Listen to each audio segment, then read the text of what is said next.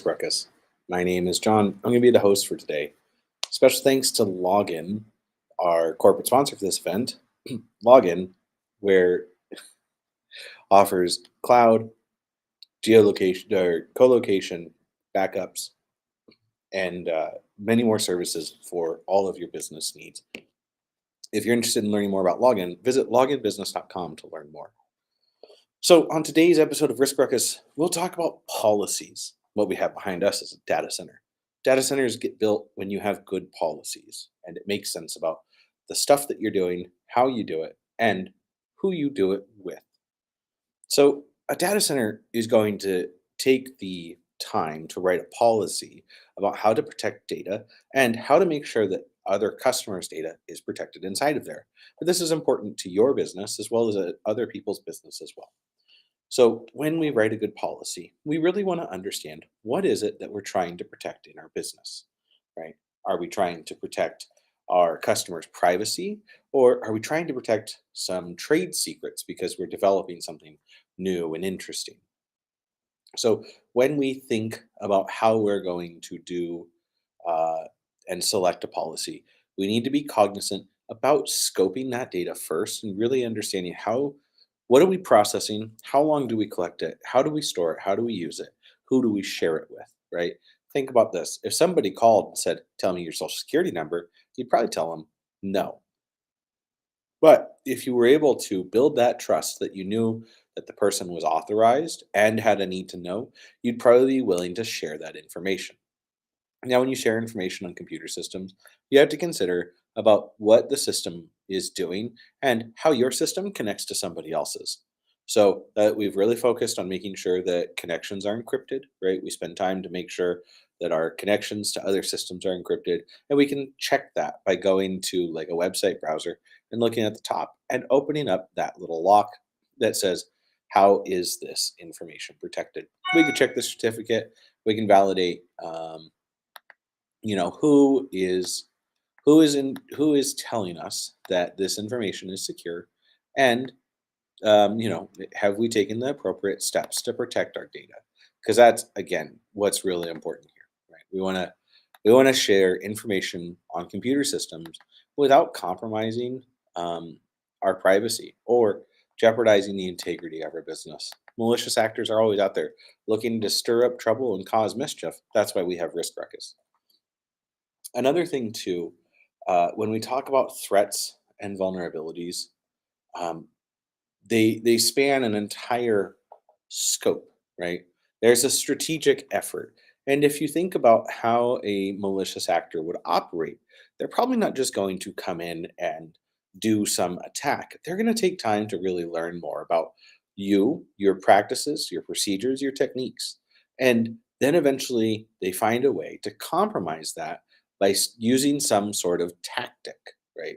So when a malicious cyber actor is trying to do something, right, they're going to have a good understanding of your business, of your vertical, and how to cause you the most confusion about how to adapt from it, right?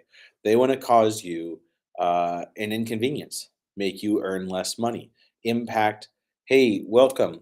They want to impact your operations. So, again, it's really important that when your operations are impacted, um, you know how to respond, you know who to talk to, right? It, your team should be as capable of responding to a cyber incident as you would be if there were a fire in a kitchen. Walk in there, try to put it out, and use a fire extinguisher to extinguish it. Welcome to Risk Ruckus. Thanks so much for showing up. If you have any questions, drop them in the chat. It looks like chat is finally working, so I'm seeing it here. Um, so we want to make sure that the people on our team who are using our computer systems know when something is wrong and how to tell somebody that something is wrong. In a lot of the places that I've worked, user training is really important. And users want to keep the business operational. That's why they work there, right? There's so many opportunities in the world, and that your employees want to help take care. So leveraging your employees to better understand computer systems and the threats that are posed to those computer systems and your operations is really important. And that's why I've been running Risk Ruckus. to help people really understand about what is risk and how do you quantify it. The same. Think about this: if you were going to be flying an airplane, that's a total different model than if you were going to drive a car down the street, or if you were going to walk in a river after a rainstorm. Those are just some examples where you can start to look at risk and understand what is risky to our business and should we do that behavior. Now, businesses also operate on risks sometimes. Sometimes we'll see a business and they'll take a new risk. They might do a rebrand. They might try to reach a new audience. They might even try to bring a new service to the market. So, those are risks, but systems that we use to do work, right? Computer systems, tablets, telephones, um, data centers, right? Have a whole range of risks that are posed to them. So it's really important that you understand um, that you understand how to manage the risks that's assigned.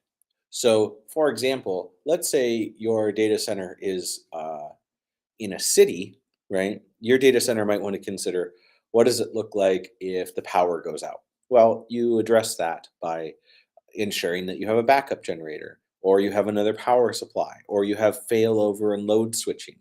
So that's just one aspect of looking at resilience in a business, and some of that includes, um, you know, how does the system operate? You really have to account for all of the components in your business model and how it works.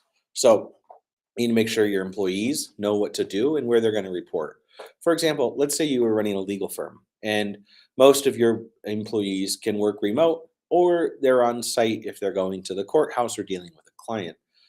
So there's an opportunity for a lot of remote work. But if your area gets impacted by natural disasters like hurricanes, floods, and tornadoes, we really need to understand, right? How would the employees, one, how do we make sure people are safe? So we're going to do that by having a good plan. And we're going to make sure that they know who to report to and say, hey, I'm safe. I can't come to work for 2 days because this problem has arisen. So that's part of risk too.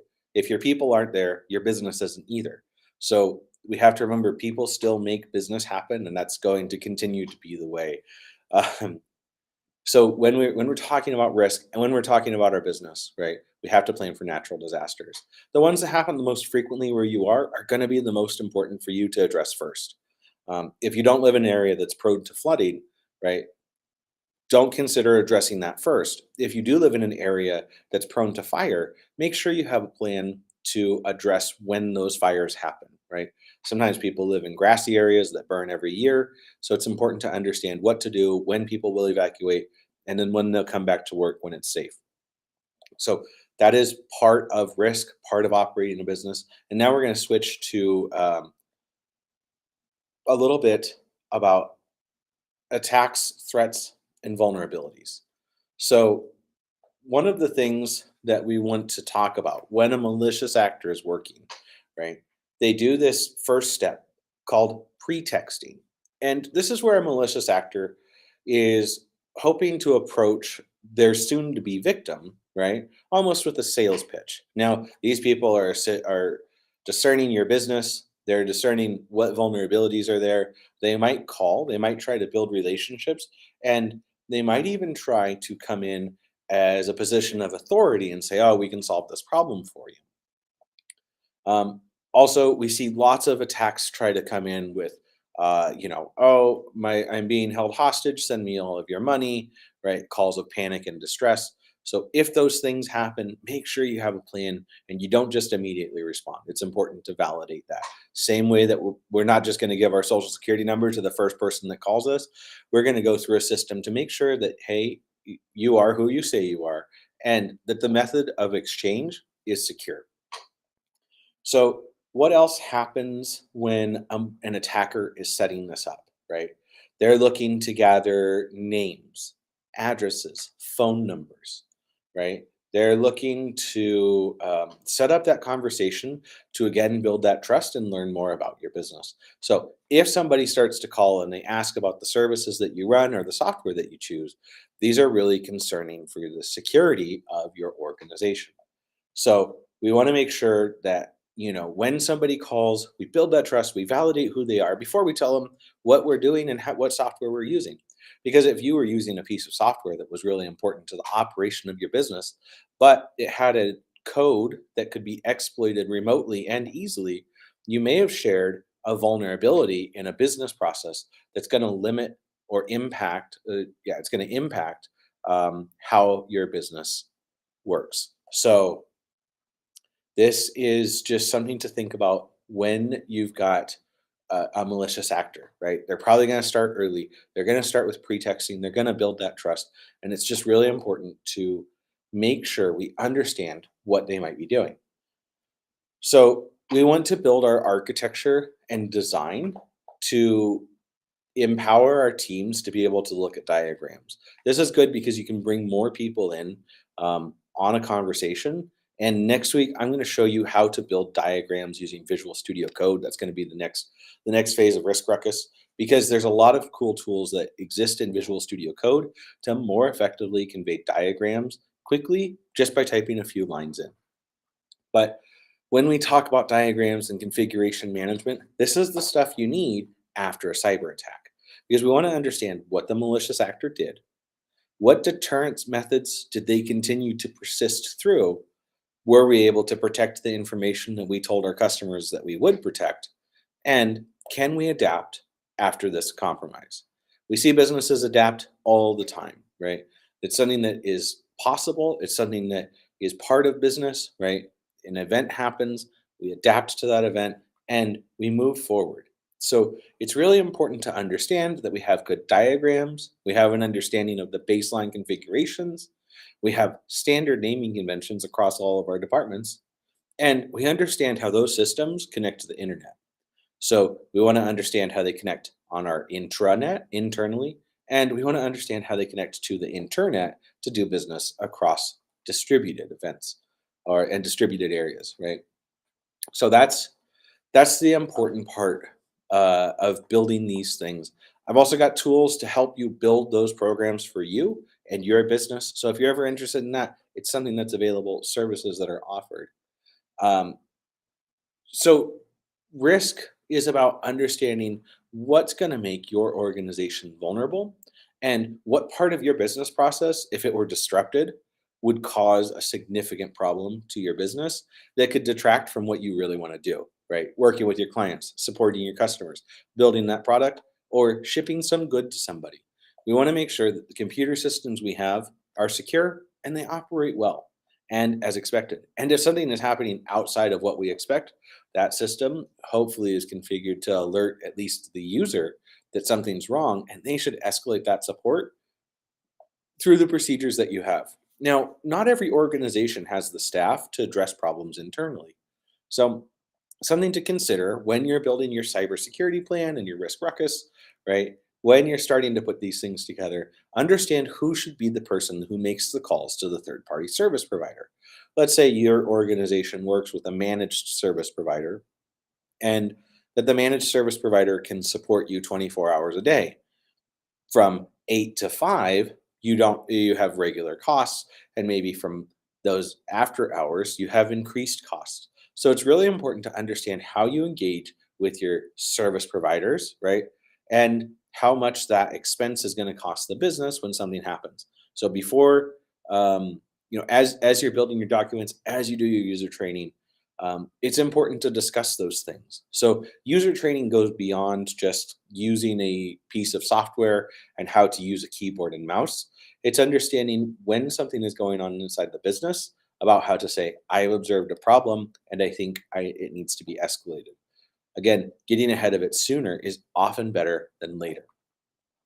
So, again, risk is diverse. How do you quantify risk? You really have to understand what is it that you're modeling in your threat model, right? So, uh, again, it's really important to understand how to report, how to manage, how to audit. And these are all skills that employees can do. So the other thing I recommend for anybody else who has control over their information systems is when somebody logs in and they're on that dashboard, present that user the last place that account logged in from and what time. This is really important because it will help that user understand and say, I didn't log in from there. And that's again where those users would go ahead and escalate that, which is going to take me to and us to logging, monitoring, and alerting. Now, computer systems are designed to log. We know that. They're effective at it, they're capable at it. Computers are code, and when something changes, that code creates some sort of process that says, hey, this happened. So, what we have to understand is the severity of the log, and when the severity of the log reaches a certain volume, meaning how many times that severe action has been triggered, that some alert is generated. Now, you might see this when you log in to, say, LinkedIn or a social media network. Let's say you're logging in, you put in your email, you put in your password, you hit enter, and it says, hey, that password is incorrect. What that just did is it did a log, and then it raised an alert to the user. Now, on the back end, there was probably also an alert to a systems administrator or somebody else about a behavior that's happening. Is one instance of an attempt of a login that failed on an account a sign of a malicious actor? Probably not. But it's a great system to have to ensure that when those logins are happening, there's a record of where that login came from, how that login happened, and how that login was stored. Which leads us to, thanks to our corporate sponsor, Login Business. Um, so what I want to focus on here is making sure that we really have an understanding about how to create those alerts that are actually actionable. So when you log in and it says your password's incorrect, you know what action to take. It said there is something wrong with your password and you need to resend that password back in. So that could mean a lot of things, right? If your password recently changed, there could be a problem. Or if you didn't change your password, there could be something else going on that you need to address. So those are ways that we use risk all the time, right? In regular systems, information systems. So this is about really integrating cybersecurity so it's accessible, so it's digestible, and that's the point of risk ruckus, right? Talking about what are things to that are risk, and how do we talk about them? How do we empower our teams to have a fundamental understanding of what risk is and what's a risky behavior? You probably wouldn't take your work laptop home and plug it into some, you wouldn't browse bad websites on there. So we just want to be cognizant that we're being aware of how we're taking our computer systems around the internet and what spaces they're in and how they could be vulnerable to an attack. Is there any questions from the group? We've got a couple more minutes, so I can go ahead and dive into another subject. Otherwise, we're going to go in and we'll talk about how to sort of write a good policy to expedite what you do in your business. And I'm watching the chat just in case there's anything else. All right. So what we will talk about next is what we'll talk about next is after we write our policies, we need to work with the teams and develop procedures. Those procedures are the steps that teams are going to take, and they'll have the policy to go ahead and reference. So the procedures for every team and every business are going to be unique. They're going to be unique to the people who are on the team, the customers you serve at the time, the services you're providing, how things are working, and what model your business is operating in. If your business is operating business to business, you'll have a different approach about your procedures than if your business is operating business to customer or business to government. The business to government aspect is probably the most thorough in the sense of what you'll have to meet to be compliant to do business with the government and the systems your organization will need in place to be successful at keeping that business operational. In business to business relationships, it's going to depend on the level of business that you're doing together. Are you doing systems administration and there's very tight controls on how the systems are administered? Or are you simply updating an organization's website because you do front end services? So, wide array and range of how a procedure would work across different teams and different levels on that team. So these are all things to consider in cyber operations. We use computers for so much. So we want to make sure that we understand what software we use, what application we use, and the best way to keep it up to date and secure. We also understand that the less things we expose directly to the internet and we go through a series of proxies or firewalls or build connections from trusted zones, reduce the likelihood of those connections being compromised. So, really important steps to understand. Does every network need to be engineered to that level? Probably not, but it's important that we do reduce our attack surface and we put things that are on the internet that don't respond to the first things that are easy to attack and easy to compromise. Misconfigurations are rife because so many systems get replaced. Organizations are often too pressed to do something, so they take shortcuts, and those shortcuts are some of the indicators that lead to compromise inside of a business. So, that's why it's important to understand how your software stack operates and how your security stack operates. Those should be uh, well configured, documented, and clearly articulate the systems, processes, and procedures that happen. Your logging, monitoring, and alerting programs should really um, should really do justice for the team to make better sense of what's being logged and what's being monitored and how those alerts are raised. Now, when we talk about engineering our systems, our detection systems, we want to make sure that the machine can do most of the analysis and present that to our security operations center. So, what are we hoping for in our security operations center? That they can look across logs for a behavior that looks out of scope.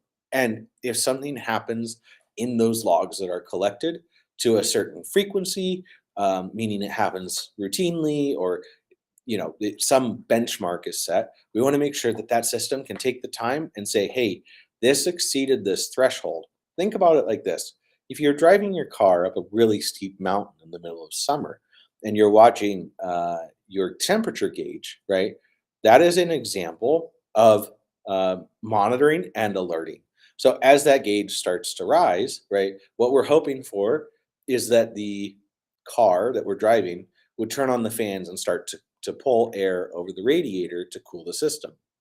But if that gauge continues to rise, it might be an indicator that something's wrong with the system and we should take some action. Or we could just continue to drive the car and overheat the system and break the motor. Those are always options too, but I don't think any of us want to do that. So what we want to consider is making sure that when an alert is raised, we know how to respond to it. So as that temperature gauge is rising, we see something and we either slow down, we stop, we take a break, or we make sure that all of our systems are operating. For example, I have an old Jeep. I drive it through the desert and it doesn't have an automatic fan. So as I'm driving through the desert, especially at low speed, I have to take the time and make sure I turn my switch on to pull that air through the radiator. So which organization should, we've got a question. In my opinion, which business should set these policies? Um, it depends on the organization, really, but your senior level management should be working with either your internal teams if you have enough staff, right, and you have the expertise to set those. Additionally, this is a great time to engage the board if you have one. So I think I'm going to give a couple different options because I know there's different business models out there. If you're a small business, maybe one or two people, that's something that you'll have to do together and you'll have to write those policies and put those controls in place. If you're a smaller business, maybe 2 to 10, that should still be done by somebody who is responsible for the business. One of your executive officers is going to be the person who's signing that those policies are in effect, and there should be somebody else who's responsible for the accountability. And then if you're in a different size enterprise and you've got more staff, right, that might be a time to engage with your board if you have one. If you're a nonprofit, great time when you have those board meetings to say we need a policy to establish these procedures, and build. So my big advice here is don't try to boil the ocean. Build your policies in a way that makes sense to your business, set it as a plan, and continue to stay on top of them. Identify what's the most important first and work diligently toward those goals. So those are the things that are important. And if you're in a larger enterprise, let's say you've got, a million or more in monthly recurring revenue. Again, you want to build those with your C level, and then you want to make sure that those policies are in effect going down the different tiers. There could be an argument about who should be the most responsible for managing those policies. You might want to say it's our financial sector. You might want to say it's our operations center.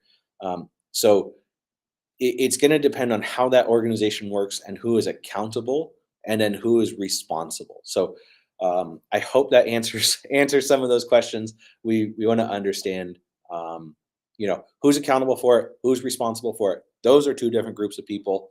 The people who are responsible are out there doing that work. The people who are accountable are overseeing it and making sure the work was done correctly and reporting to somebody else externally.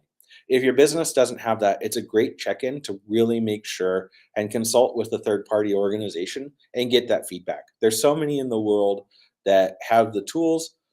So don't try to do it yourself. There's lots of teams out there that can come in, work together with you, write a good policy. Once you have those policies, your team is going to be able to build really good processes and procedures. And it's actually going to reduce the confusion about how work gets done.